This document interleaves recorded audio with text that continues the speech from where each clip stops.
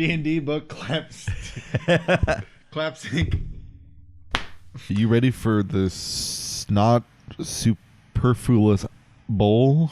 Listen, I'm ready for all the 49s to come together and fight what we assume to be chiefs in the Navy in a game of foosball this Sunday. Yeah, congratulations to the Chiefs on winning the Super Bowl. Let's cut that in later. Did you know that it's super that there is this essential lockdown on being able to claim something as a Super Bowl? A church once got riffed because they advertised having a Super Bowl party because they used the word Super Bowl and it was for a fundraiser. So the NFL was like, nah, man. It's time to take down God. Okay, I'm going to see if I can get it to pull up, but before we talk about our main topic. Yep. By the way, I'm second player outfit, Francisco here. Hi, hello, I'm Marshall. Welcome to the Tilted Roll podcast. Hey. We didn't actually say that either. All right, so I wanted to get into this. So first thing I want to talk about, because it just came out this morning of this episode, so we're dating the episode a bit. But, yeah, I was actually reading that. So there is Wizards of the Coast announced this morning that they're setting up a story-driven RPG studio, effectively, especially, most likely, if I had to guess, video game RPG studio.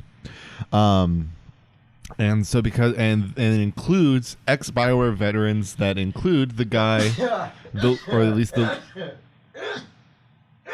Here we go. That one sounded more painful. Are you okay? Are you good?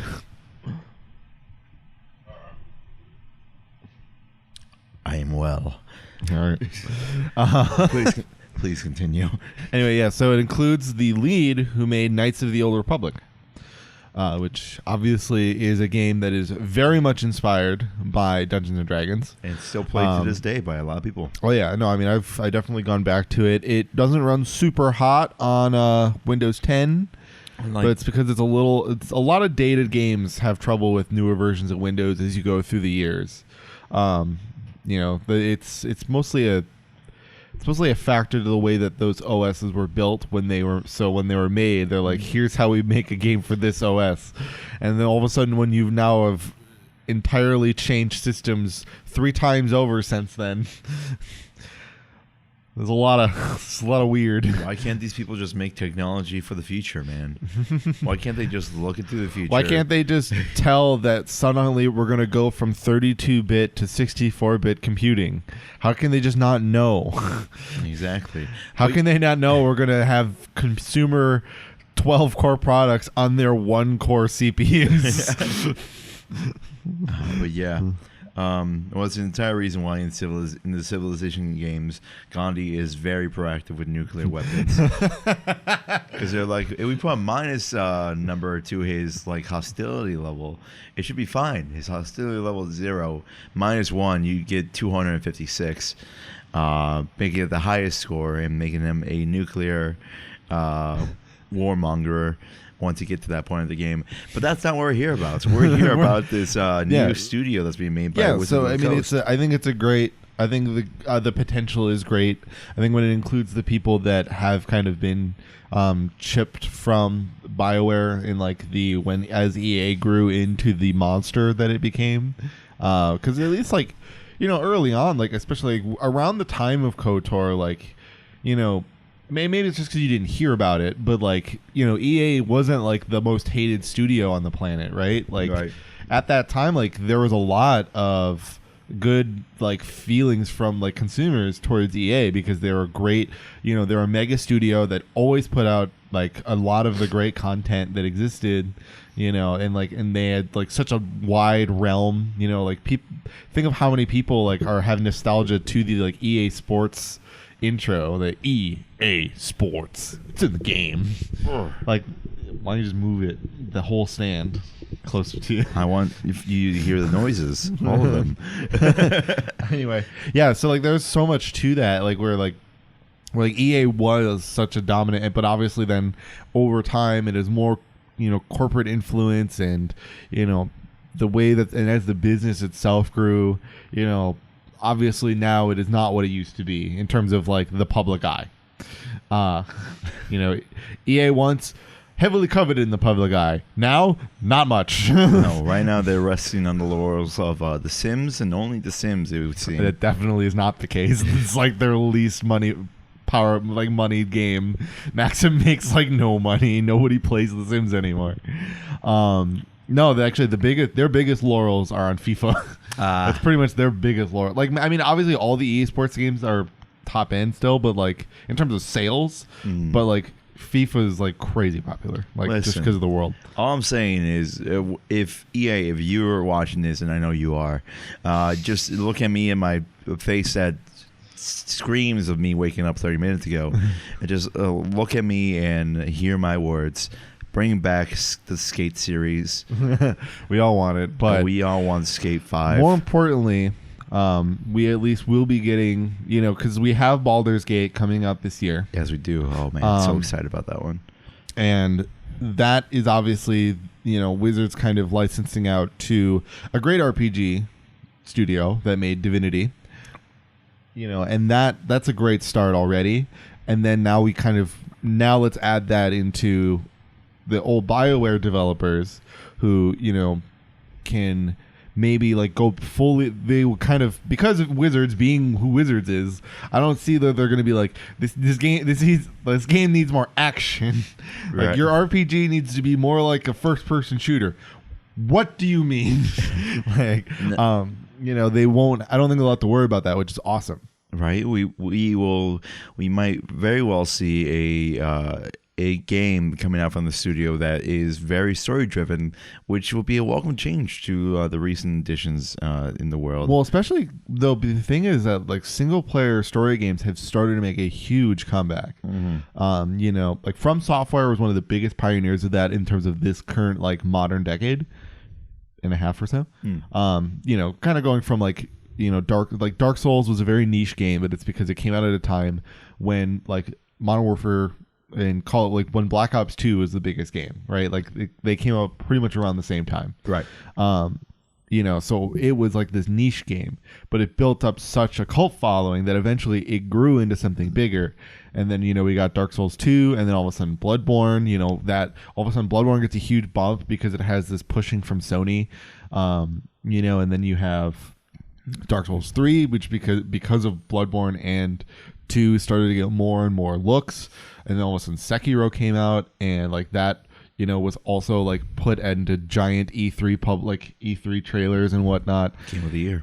And like and more games have come out. Like for EA, for example, Jedi Fallen Order, a company from a developer which made Titanfall. Like the developer that made Apex Legends and Titanfall also made Jedi Fallen Order. And I've seen Donkey's videos, though it's weird because I feel like I've not seen nearly any of these glitches that Donkey's videos have shown. It's just really weird. I don't know what the case is, but like Jedi Fallen Order, I thought was awesome. From the short time that I got to play it, I thought it was awesome, and it was. And so we're just seeing more and more story-driven games kind of starting to exist. They're not taking over, but they're coming into fold a lot more in terms of even AAA development. Which is always great. I'm always up for story-driven games. If a game makes me cry at the end of it, it's a great game. Which is why Animal Crossing will always be a great game. Pre-order your Animal Crossing Switches today. Exactly. Like being able to get rid of all the debt at the end of it, optimal.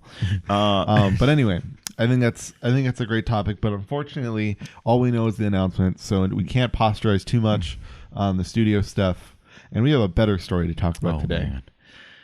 Oh, it's put on your seatbelts. It's what you kids. clicked on this episode for. and it's for the worst Adventurers League ever.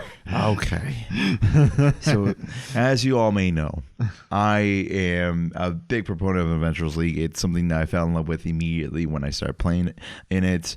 The standardized rules just do it for me.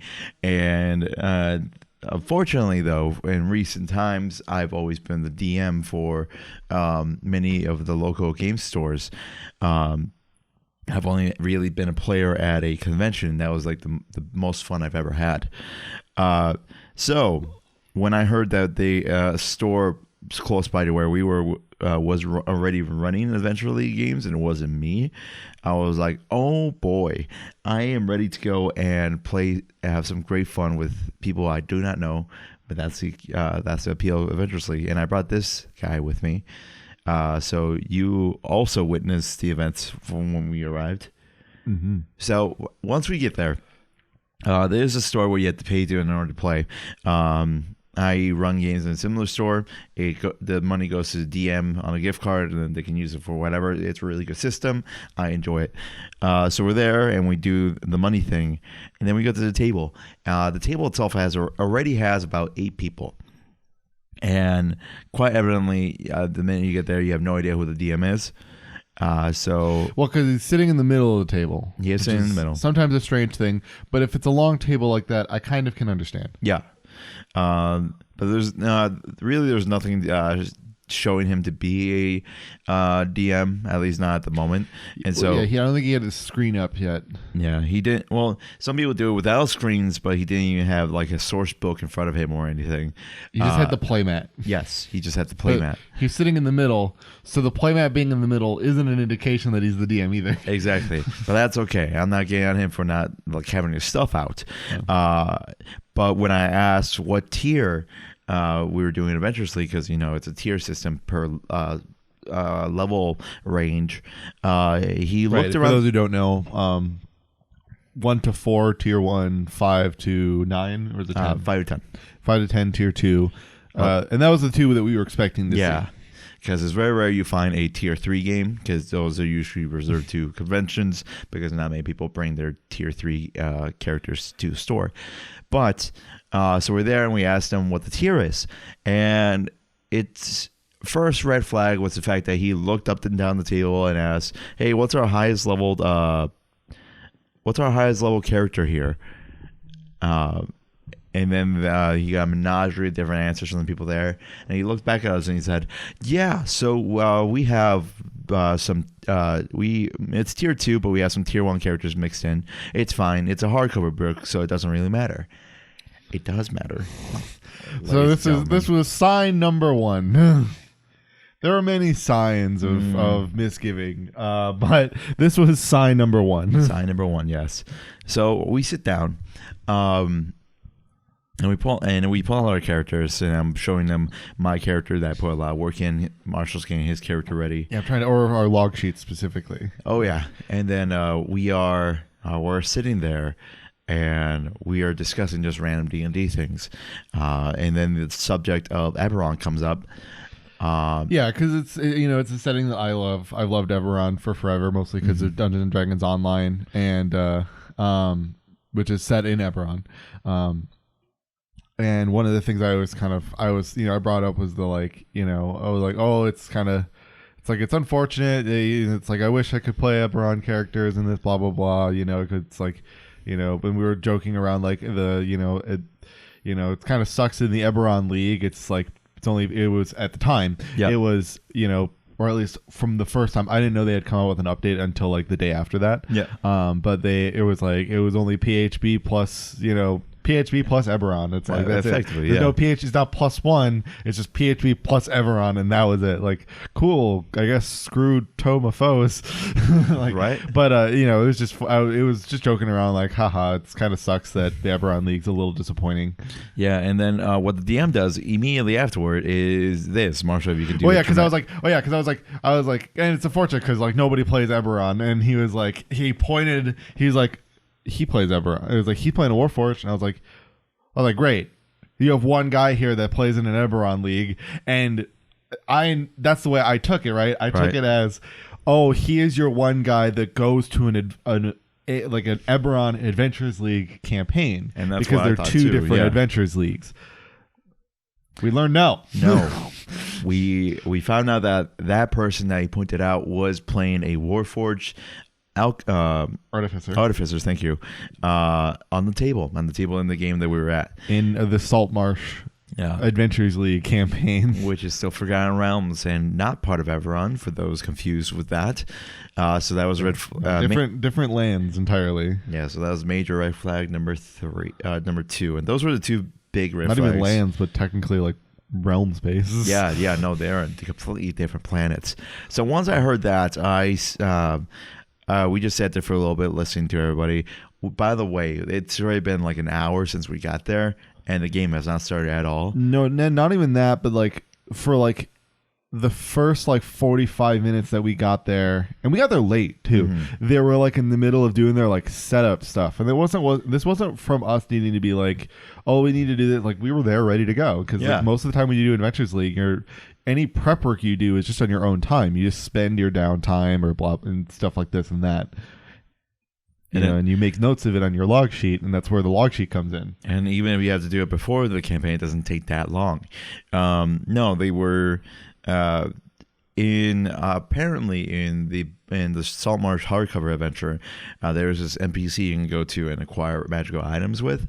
And that takes some downtime from the people.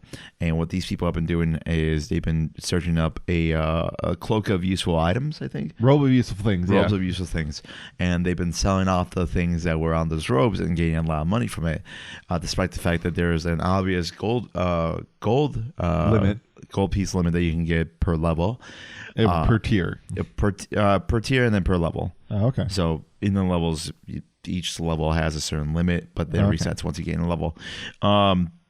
So the a bunch of people here were rocking 30,000 gold on average between everybody here. Because there was looking at their sheets. It's like they've got a lot of gold. That doesn't seem right. Right. That seems wrong. And unless you're coming in from they're like level 7. Yeah, unless you're coming in from an older season adventure, where there was no limit and you just ranked up all the gold. Yeah, for example, my character from 2017 that we played in once, in the adventure that he got to play in, the gold like give out was like huge. I think he got like 400 gold, and that was at like a level 1 adventure. Yeah, and like now the max you can get is 80. Per tier 1. Yeah. So real different. It is really different. So red flag number 3. Just that. And then as we're all there, by the way, with us included, the table itself was about you say 9 people. Not even. It had to be like 10 or 11. All right, 10 and 11 included the a lot of people down there. And then another guy came by asking if he could join. At the time, the red flags hadn't fully set in yet. This was about, I think this was before the Warforged was mentioned, because we're kind of relaying these like flags a little bit out of order, but it's because we made the Eberron joke, and he pointed to the guy and was like, hey, he runs Eberron, and we were just like, and then that conversation ended. So as far as I knew, he was playing some random character, but he does do Eberron AL somewhere. Then this guy showed up. Yes. Then this guy showed up and asked if there was a spot for one more person. Yeah. And the DM there mentioned to him that he already had about 10 people roughly at the table. And while big tables aren't usually the norm, but they can be done. I did it actually last week. Yeah, you did it days later. Yeah, I did it days later. And it's not too hard to calculate all that. No, it's management issue mostly. That's true. He did cite the old rule that there was a hard player limit on the table, despite the fact that in season 9 of Adventures, like they took that away. It's just strongly recommended that. Yeah, hard to say though. If maybe, to be fair, in many scenarios there is the chance that people will kind of just may use that as an excuse because they're not confrontational and they don't want to be like, I have a limit, or I just don't want any more players. That's fair. So maybe that could be the case, but based on our experience, I'm willing to bet it's not. Yeah, I know. really, I won't say that was a red flag. I would say it was a yellow flag. Yeah, it's cautionary. It is cautionary. But after that, the guy was sent away, and he was sitting right behind us. And he went to the table behind us. He was just kind of chilling there. And I felt kind of bad. But all in all, once we got all the different signs that maybe this wasn't the best, and we were just waiting for people to set everything up, both Marshall and I reached for our phones, and I quickly texted him the words, "This is not AL legal." And I was going to send him like, this don't seem like they know what they're doing. Yeah. In which case, it was funny because Marshall was still trying to get his log sheets. At that point, he's like, well, I don't need those anymore. Yeah, both of us were like, we were like, you know what? But we were kind of at the point where it was just like, okay, well, you know what? Let's just, because at this point there was just kind of seemed like we were going to start finishing up. We were about to go, so it was like, you know what? Maybe let's just let's just play it out. Yeah, right. Let's just let it. We'll see what happens. Yeah. So we started to like move, and then everything that we literally did, or everything that somebody did, they felt the need to explain the backstory behind why these people have things. And I get it. If you have a consistent AL group, there is a chance that you will have players that obviously you have been on adventures with. But these were mentioned in ways that made it seem that very much were like the way you talk about a homebrew. Yes. For example, in AL, as far as I am aware, inherently like interaction you have with the NPC in one campaign, even if technically the adventure is the next adventure in the line, as far as AL is concerned, those are entirely unique events, as far as I am aware. So, but they were doing like, oh, well, you get this because you helped these people, and it's like, I don't think that's how it works. In their defense, they are doing a hog cover, so it does do. You can at least do that a little bit. A little bit, yes. Because I remember because they mentioned it was like, but it was a little weird because the thing that struck me about it more was it didn't seem like it was an objective. It was just seems like it was more like you like this town character you had a good impact on, and so because of that you get like more ships and stuff like that. Right. That's where I was like, it just seemed weird. It didn't seem like it was kosher. Like it didn't seem kosher. Right. And then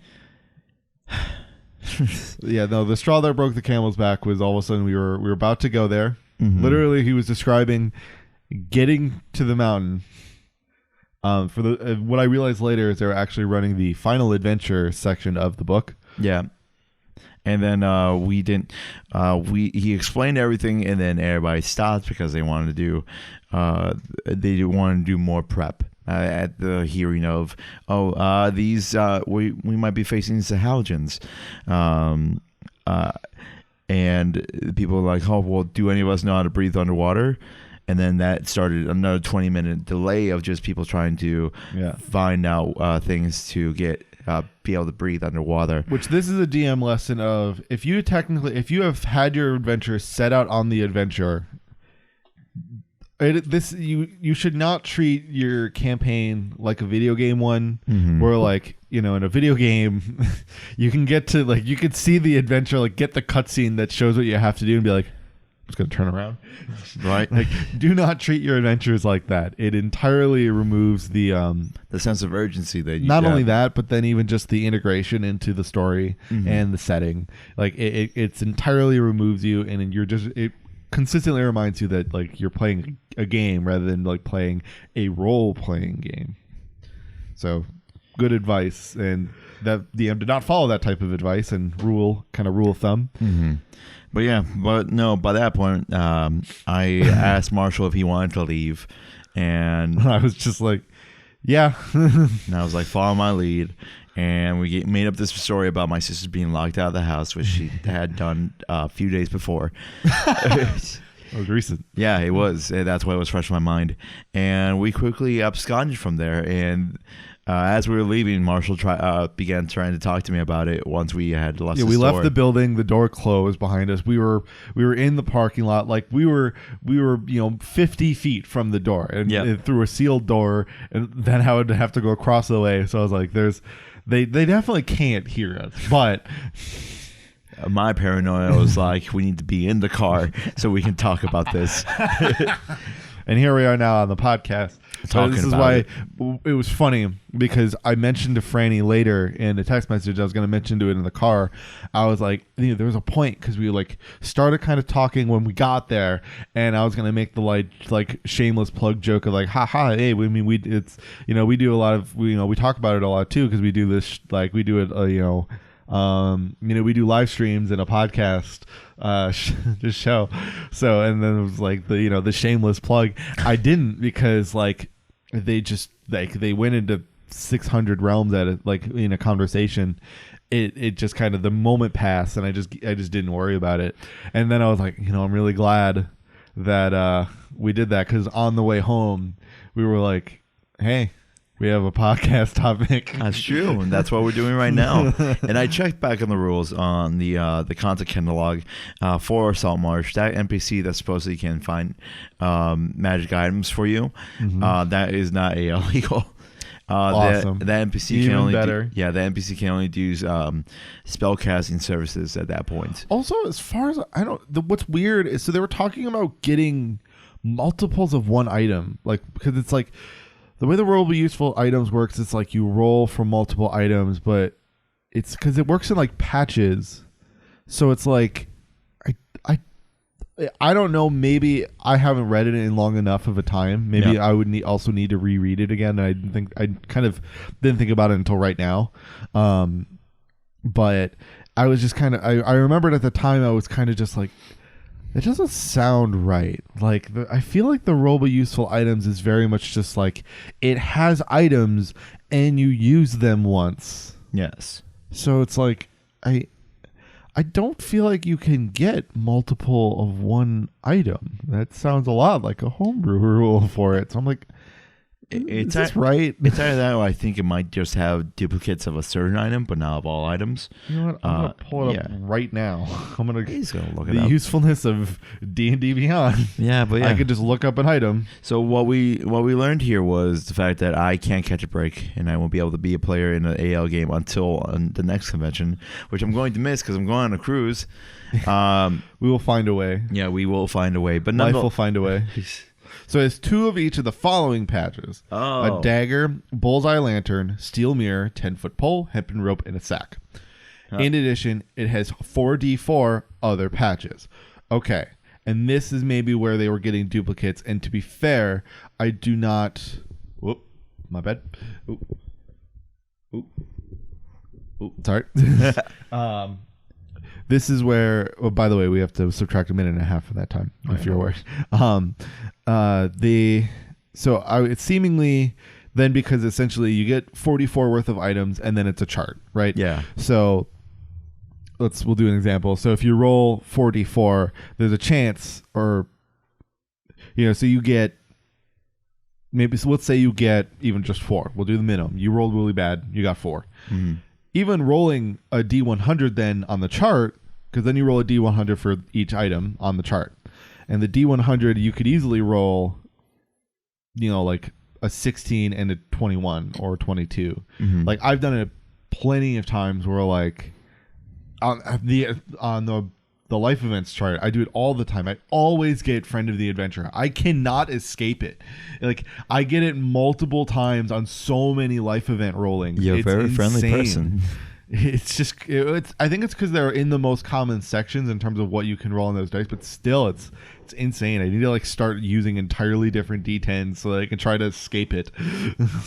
But yeah, like, so arguably then, seemingly based on the fact that it doesn't write that none of these can be duplicated, it's just that, like, these are the patches that are on it. Mm-hmm. Arguably, I guess they are correct. So they can roll, for example, it's because I would say, what were they? They were rolling something specifically though.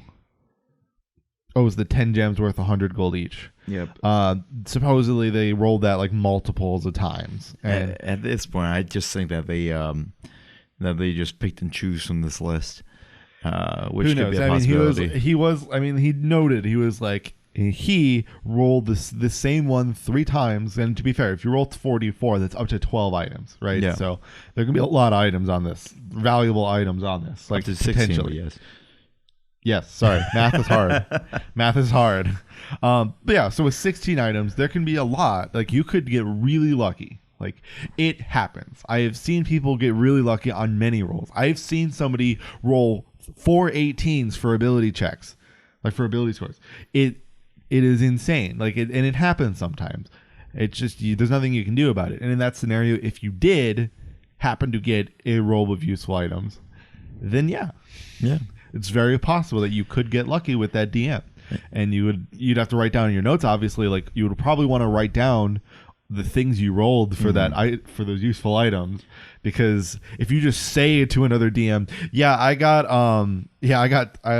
5 10 GP and 2 silver things that are worth like 500 each. Right. Yeah, I got those. Like, they're not going to believe you, even if you're like tier 3.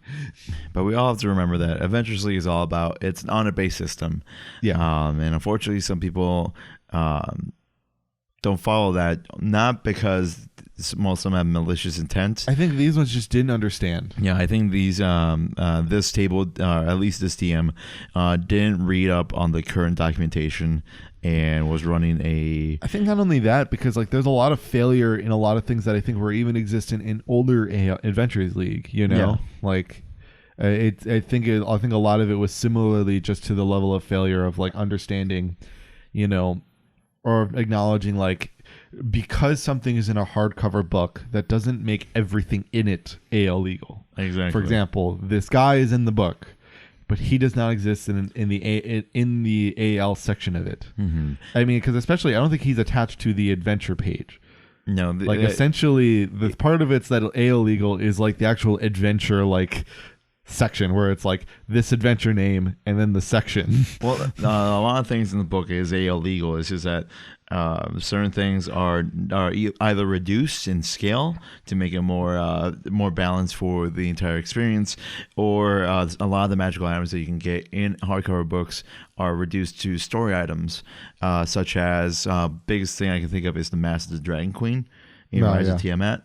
Now that's a very overpowered item, but you can only use it if you're running that campaign, and it goes away the minute you finish up that campaign. So you can't use it in any other adventures that is not that campaign. That's what a story item is, and only one person can use it. Mm-hmm. So it's limitations like that allow people to be able to play these hardcover books and not bring overpowered items into different games. Yeah, and I know there are people that disagree with that, and like, you know, like I had to go through kind of the whole reason as to like, you know, why I think that they just kind of decided to have it be very, a friend of ours, John, was kind of struggling with the idea of like why it's so, I guess neutered is potentially a good word for it, just because compared to like what you can do obviously in a homebrew, even if you were running it just by the book, like you weren't adding any homebrew aspects, but you were just like running the book, normal ass adventure, no Adventures League rules tied to it. You know, obviously there are plenty of things that you can bring into the book that's from other books. Like if you were even just using purely Wizards licensed materials, you know, like there are things that you can get and become stronger and whatnot that and utilize that Adventures League doesn't, and that so it's a very neutered experience, but the reason is for, you know, greater uniformity and universality. Like it's a sacrifice that a lot of people are willing to make, and it's one that some people aren't. But their unfortunate realm, I think, was that they either misinterpreted what Adventures League is intended for and what it does, or like you said, I think actually, they just weren't caught up. And this is why, you know, keeping current, if you want to do things like Adventures League, is very important. And especially if you were going to DM, if you want to DM Adventures League, it's kind of like a similar thing in terms of the honor aspect, where you have a responsibility for your players to make sure that you are following the rules. Because the downside is if any one of those players, because if they have the belief that this is an Adventurers League, right, campaign, any of those people, especially the younger kids or like the teenagers and whatnot that are in that group, if they go to like a convention and bring those characters, they're not going to even probably have a log sheet. I doubt they even had log sheets and were using that. Like, and they're not going to have it. And all of a sudden they're going to go to a table and they're going to be told, no, you can't, because that character isn't an AL character. If there's no log sheet, they can't do anything. There's nothing they can do. And as someone who had to explain this to several people throughout the time I've been doing DMing, it could be a massive turnoff for the person who is being told this. If think about it, if you're being told, no, the character you've been using for this time is wrong and you have to fix it in order to be part of this adventure, many people will just choose not to play. And it's an unfortunate circumstance. Yeah, but the responsibility, that's why the responsibility goes back to the DM. That's kind of the lesson that you should take from this. It's not that these people should be made fun of. It is that it's a reminder that if you want to DM, that you have a distinct responsibility of acknowledging, like, any character you play in my campaign is either, is this campaign. Most of it can be hard for young and new people to learn that, like, the characters they make for one campaign do not translate to another. If you do, you have to just remake them. Yes. But you may have to start from scratch or start from a different point and without the items that they had. But you can make them the same character, and otherwise then it's you as a DM. If you're in, say, Franny's position where you had to tell those people, if anything, try to work with them, teach them maybe how they can make their character AL legal. So that way they don't lose their character. They just have a modified version of it for this. And if anything, just be like, this doesn't mean that you have to totally get rid of your character. It just means that for Adventures League, you have to play this version of it. And when you go to a different table, even one that's homebrew, if they aren't as okay with the items that you have, then maybe you should, then just know that you may have to give up that item. Not everybody's going to know where you come from, and they're not always going to be okay with it. Yes. But yeah, I think that's all we have for this Tales of the Road podcast. Yeah, it ended up with many jokes and ended with a lesson. Yes. A lesson we can all learn. Effectively, just if you follow the rules, everybody will have a lot of fun. Yep. So I think that's like society in general, right? And even if it's just your own rules, it doesn't have to be like, even if it's not Adventures League, like, it doesn't have to be like somebody else's rules, for example. Even if you just have to know when you're following somebody else's rules and when you're following your rules. Exactly. All right. Yeah. Thank you very much for watching. Yeah. Thank you for stopping by. Yep. You can always check out our homebrew shows that are not AL legal, and we are very clear about it. Yes. Tuesdays and Fridays, both of them at 8 p.m. Tuesday is my show, Embers by Daybreak. Friday is Marshall's show. Yes. Why is it Marshall? Why is the name escaping me? The Abercrescent Moon. Yes, there it is. All right. Otherwise, we have plenty of our episodes that are coming up here. You can check out our Let's Plays on our YouTube channel. So you can both subscribe here. Check out our stream in the description below. As long as you can join a Discord, we'd love to have more people join up on that. Exactly. And otherwise, it would be a great community hub. Otherwise, we'll see y'all later. Bye. Detroit's on the up and up, all right? That's this true. is Cleveland. Sorry, Gary, Indiana. Oh. I mean, I was gonna say otherwise. My point was like, hey, this is Cleveland. I mean, terms of like, I would say in terms of like people and their impressions, this is like going to New Jersey. Yeah, effectively. Because